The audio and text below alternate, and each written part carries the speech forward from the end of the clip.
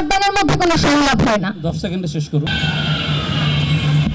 ধন্যবাদ। আমার কাছে যে প্রশ্নটি এসেছে, ডানপন্থী এবং বামপন্থীদের মধ্যে অসহিষ্ণুতা দিন দিন বেড়েই যাচ্ছে, এমতাবস্থায় আপনি নির্বাচিত হলে এই সমস্যার সমাধান কিভাবে করবেন? দেখেন, 2 দিন আগে আমাদের প্যানেলেরই একজন নির্বাচন পদপ্রার্থী, তাকে গণধর্ষণের পদযাত্রার হুমকি দেওয়া হয়েছে। যেই ডানপন্থী রাজনীতি পশ্চাৎপদ চিন্তা ধারণ করে, যেই ডানপন্থী রাজনীতি মনে করে নারীরা পুরুষের অধীনস্থ কোনো বস্তু, সেই ডানপন্থী রাজনীতি মনে করে তারা গণহত্যা করবে এবং কোন রকম ক্ষমা ব্যতি রেখে এখানে আবারও একটা স্পেস পেয়ে যাবেন, সেই ডানপন্থী রাজনীতির সাথে বামপন্থী প্রগতিশীল রাজনীতির কোনো সহাবস্থান হতে পারে না। আপনি বিশ্বাস রাখেন ডানপন্থীদের ওপরেই তারাই আমাদের প্রতি অসংখ্য অসহিষ্ণু আচরণ করবে। এটা আমাদেরকে অনেক রকম ট্যাগিং দিয়ে হোক আর যাই করে হোক। এমনকি এক্সিবিশনে শাহবাগী গোসলকর বলে যে খাম্বাটা তারা প্রদর্শন করছেন, সেটার মধ্যে দিয়েই তারা অসহিষ্ণুতা প্রদর্শন করছে। বামপন্থীদের অসহিষ্ণুতা প্রদর্শন করার কোনো প্রয়োজন পড়ে না।